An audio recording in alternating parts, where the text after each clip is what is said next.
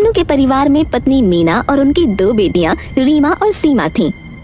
लेकिन धन्नु को बेटे की चाह थी जो उनकी देखभाल कर सके।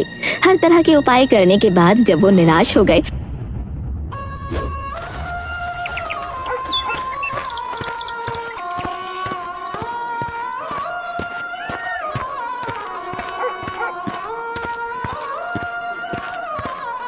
साधु ने उन्हें सलाह दी।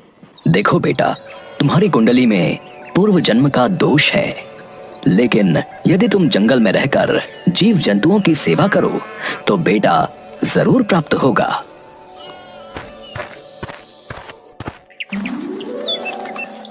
साधु की बात मानकर धन्नु अपने परिवार के साथ गांव से दूर अकेले जंगल में रहने लगा।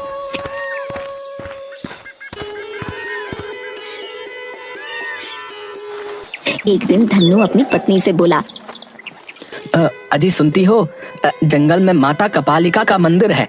सुना है बड़ी जागृत देवी है। आज से मंदिर में रोज पूजा आरती करेंगे। शायद माता के आशीर्वाद से तुम्हारी गोद भर जाए।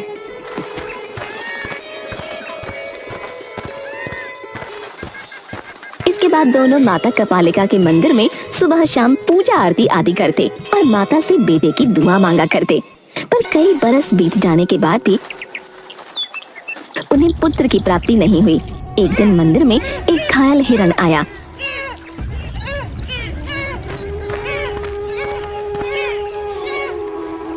तुम दोनों ने मेरी बहुत सेवा की। जीवों की सेवा और माँ की पूजा ही मेरा धर्म है। जीव सेवा और माँ सेवा से माँ बहुत खुश है। मैं माँ का दूत हूँ। मधुबनी में माँ का त्योहार मनाया जा रहा है। बहुत बड़ा मेला लगा हुआ है और उस मेले में दूर दूर से ज्ञानी, विज्ञानी, जोकर, जादूगर और भविष्यवक्ता आदि आए हुए हैं। अरे भैया, हम वहाँ जाकर क्या करेंगे? वैसे भी अब जिंदगी में क्या रखा है, बेटियों की शादी हो जाएगी। हमें मेलों में जाने का कोई चाव नहीं है। अरे बेटी, क्यों हिम्मत हारती हो?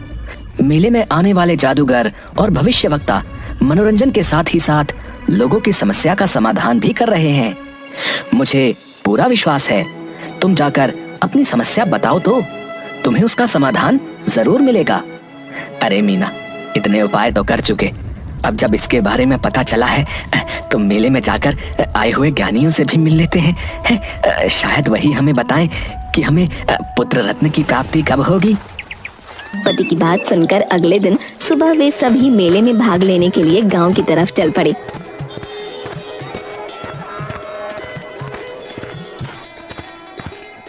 रास्ते में खाने के लिए धन्नु की पत्नी ने कुछ रोटियां और अचार एक पोटली में बांधकर रख लिया था। कुछ घंटों के बाद ही उन्हें भूख लगने लगी। माँ, बहुत जोर से भूख लगी है। हाँ पिताजी, इस घने पीपल के पेड़ के नीचे बैठकर क्यों ना आराम भी कर लें और खाना भी खा लें। वो सब घने पीपल के पेड़ के नीचे बैठकर खाना खाने लगे। खाने की पोटली खोलते समय धन्नु की पत्नी ने कहा, हम सब तो एक एक खाएंगे, पर छोटी बेटी को जब भूख लगती है वो कुछ नहीं छोड़ती, सभी खा जाती है। ये सुनकर सब जोर जोर से हंसने लगे। पीपल के उस बड़े पेड़ के नीचे जहाँ बैठकर वो खाना खा रहे थे, परी रानी के दिए शाप के कारण वहाँ कुछ परियां रहा करती थीं। उन्होंने सोचा, शायद इन लोगों को हमारे बारे में पता चल गया है और हम ही को खाने के बारे में ये लोग बात कर रहे हैं। वो सब बहुत डर गईं और एक परी चिड़िया के रूप में सामने आकर बोली, क्यों खाना चाहते हो? हम भूखे हैं। भूख लगी है तो खाना ही पड़ेगा। तो क्या सब खा जाओगी? हाँ, मैं तो सब खाऊंगी। फिर तुम सब तो एक एक खाओगे, पर तुम्हारी बेटी तो सब खा जाएगी। हम सब बहुत भयभीत हैं। गरीब धन्नु के परिवार को कुछ समझ नहीं आया कि चिड़िया क्या बोल रही है। आखिर तुम्हारी परेशानी क्या है? हमें जल्दी खाकर गांव की तरफ जाना है और जादूगर से मिलना है। रात होने वाली है, अब हम रुक नहीं सकते। हाँ, अब हम खाना शुरू करेंगे। अब हम नहीं रुक सकते। हम 4 परियों को हमारे पाप की सजा मिल चुकी है, इसलिए हम इस पेड़ पर रहते हैं। अगर तुम कुछ भी ना खाओ तो मैं तुम्हें एक जादुई गलीचा दे सकती हूँ। वो तुम्हें जहाँ चाहे ले जाएगा, पर तुम लोग खाओगे तो नहीं। धन्नु को कुछ समझ में नहीं आया कि परियां ये सब क्यों कह रही हैं। फिर भी उसने परियों से कहा, ठीक है, तुम वो जादुई गलीचा हमें दे दो, हम नहीं खाएंगे। परियां अपने असली रूप में आईं और सुनहरे रंग का खूबसूरत गलीचा परिवार को दे दिया और गायब हो गईं। सबने चुपचाप गलीचे पर बैठकर खाना खाया और गलीचा लेकर चल दिए मधुबनी की ओर। पिताजी, गलीचा होते हुए भी भला हम पैदल क्यों जा रहे हैं? पता नहीं ये गलीचा सच्चा है या झूठा है। पिताजी, क्यों ना इस गलीचे की परीक्षा की जाए? और सब गलीचे पर बैठ गए और उन्होंने गलीचे से कहा, गलीचे, हमें मधुबनी गांव पहुंचा दो। ये कहने की देर थी कि गलीचा उड़ चला।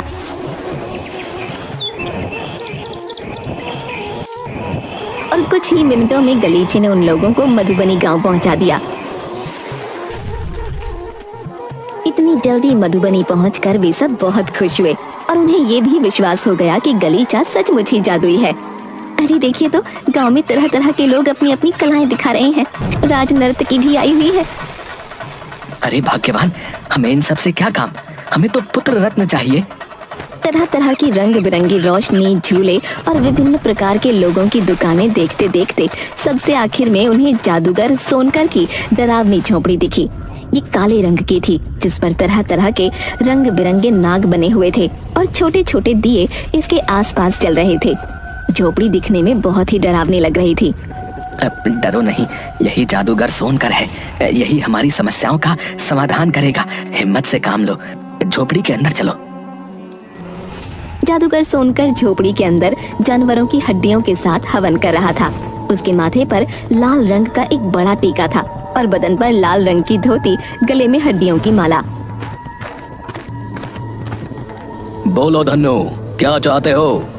अपना नाम सुनकर धन्नु हैरान हो गया और बोला, आपकी जय हो महाराज। आप भला मेरा नाम कैसे जानते हैं?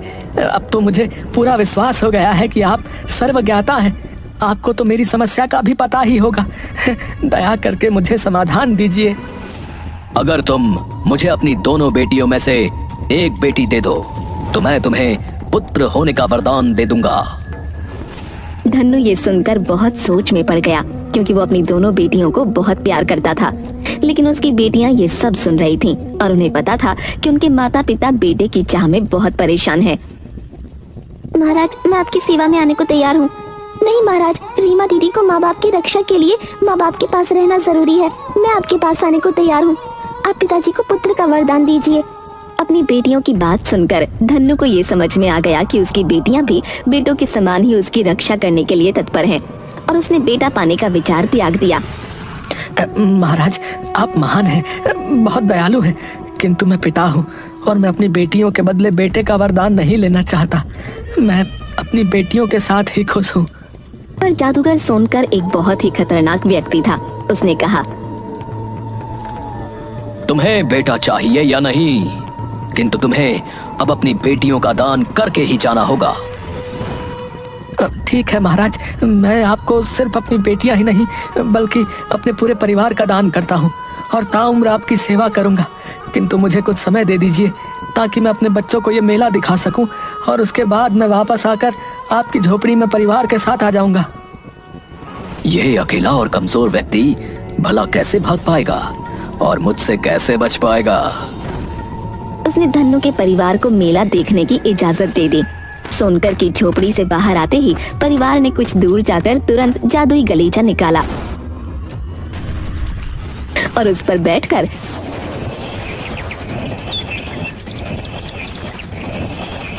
सीधे परियों के पास पहुंचे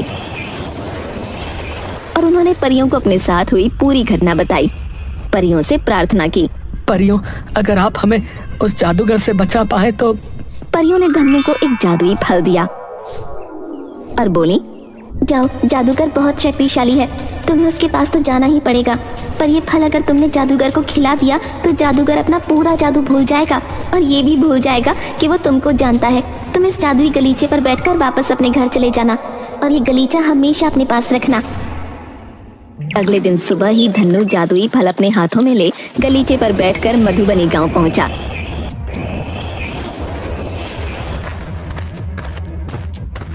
और सोनकर की झोपड़ी में जाकर बोला, मालिक, मैं आ गया और अपने सबसे अच्छे फल के पेड़ से आपके लिए सबसे मीठा फल लेकर आया हूँ।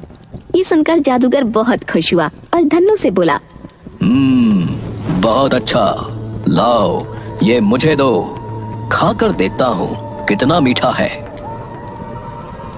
उसने फल खा लिया और सुनकर बेहोश हो गया। धन्नू परियों के कहे अनुसार गलीचे पर बैठकर वापस अपने घर चला गया। घर पहुंचकर उसने देखा रीमा तो वहीं रह गई। जादूगर होश में आ गया। उसे कुछ भी समझ नहीं आ रहा था कि वो क्या कर सकता है। काश धन्नू की बेटी मेरे साथ रहती तो बहुत अच्छा होता। अरे तुम वहाँ? मुझे तुम बहुत उदास लग रही हो।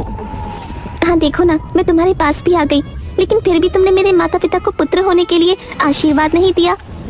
तुम चिंता मत करो, जल्दी ही तुम्हारे माता पिता को एक अच्छा सा बेटा पैदा होगा। लेकिन तुम मेरा साथ मत छोड़ना। मैं यहाँ क्या करूँ? मुझे कोई काम नहीं। माँ पिताजी भी चले गए। मुझे तो ऐसा लगता है कि कोई मुझे साथ में नहीं रख सकता। लेकिन तुम्हें मेरे साथ चलना होगा। मैं तुम्हें एक जादूगरनी बनाऊंगा और मेरे बुढ़ापे में तुम ही मेरी देखरेख करोगी, समझी? हाँ क्यों नहीं, मैं बिल्कुल तैयार हूँ। मेरे माँ बाप ने मुझे यहाँ छोड़ दिया, लेकिन आपने मुझे सहारा दिया है। अब आप ही मेरे मालिक हैं। रीमा की बात सुनकर जादूगर बहुत खुश हुआ और रीमा को लेकर वहाँ से चला गया।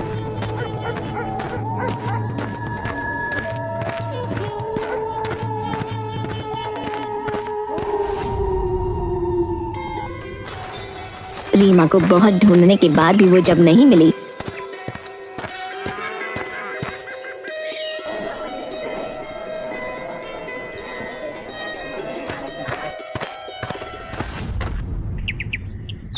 कुछ दिन बाद धन्नू के यहाँ पुत्र का जन्म हुआ। लेकिन रीमा के गम में धन्नू और उसकी पत्नी ने दम तोड़ दिया। सीमा ने अपने भाई दिवाकर को पाल पोस कर बड़ा किया। अब तुम बहुत बड़े हो गए हो, हमें जादूगर सोनकर को ढूंढकर अपनी बहन को वापस लाना है। लेकिन दीदी, हमें रीमा बहन का पता कैसे चलेगा? इतने सालों से मैंने महर्षि महुआ की रात दिन सेवा की है और उनकी समाधि टूटने पर वो हमें अपनी दिव्य दृष्टि से रीमा का पता बताएंगे।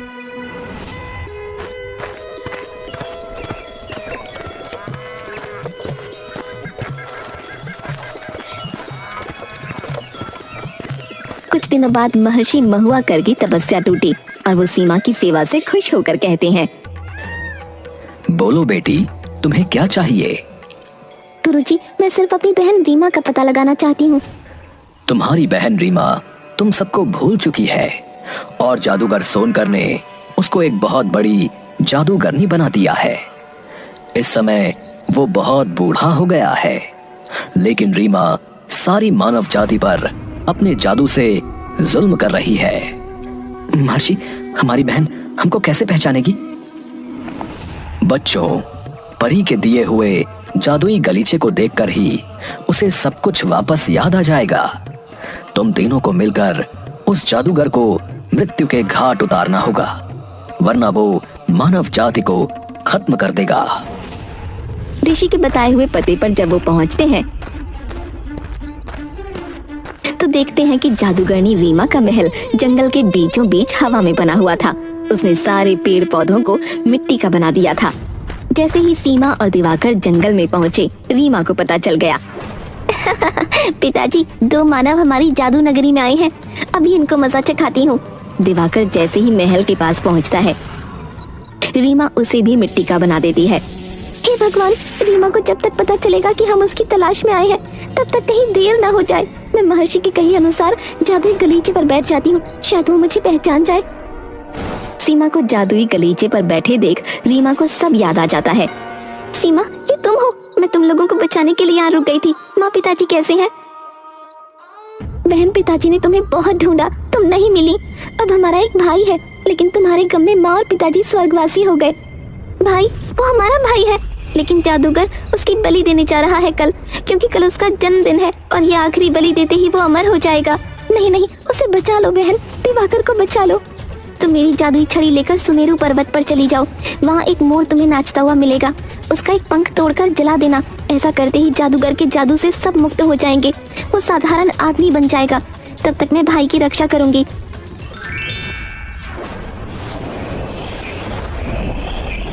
सीमा छड़ी लेकर उड़ती हुई पर्वत पर पहुंचती है। उसे नाचता हुआ मोर दिखता है।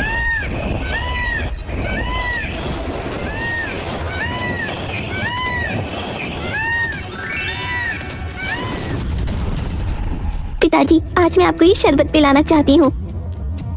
पहले बलि चढ़ा के मानव का खून पीऊंगा, फिर शरबत। तू मुझे मूर्ख नहीं बना सकती पगली। वो तेरा भाई है। तू मुझसे बदला लेना चाहती है? ये देख, तेरी बहन मेरे पास है। तभी अचानक महल की सभी चीजों से जादू उतरने लगता है। जवान जादूगर भी बूढ़ा नजर आने लगता है। मैंने तो आपको मूर्ख बना दिया पिताजी। आप क्या समझते हैं? मुझे पता था कि आप ये जान जाएंगे कि मुझे सब याद आ गया है। आप जिसे मेरी बहन समझकर पकड़कर यहाँ ले आए हैं, वो मेरी जादुई शक्ति है। मेरी बहन ने तो अपना काम कर दिया। ये देखिए, आप अपने असली रूप में आ गए। अब मरने को तैयार हो जाइए। अब आपके अंदर कोई भी जादुई शक्ति बाकी नहीं है। बहन, मेरे होते हुए तुम्हें ये करने की कोई जरूरत नहीं। माता और पिताजी का बदला इस जादूगर से मैं लूंगा। रीमा दिवाकर को गले से लगा लेती है और उसके हाथों में एक जादुई तलवार दे देती है। तभी जादुई गलीचे पर बैठकर सीमा भी वहां आ जाती है और जादुई गलीचा दिवाकर को दे देती है। जादूगर जादू की शक्ति से उड़ने लगता है। दिवाकर, जादुई गलीचे पर बैठकर इस पापी का अंत कर दो। और दिवाकर जादुई गलीचे पर बैठकर उसका पीछा करता है। अब मुझसे नहीं बच पाओगे तुम दुष्ट।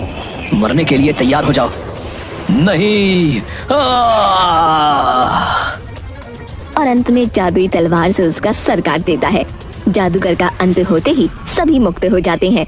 रीमा, सीमा अपने भाई दिवाकर के साथ खुशी खुशी अपना जीवन बिताने लगते हैं और जादुई गलीचे को हमेशा अपने साथ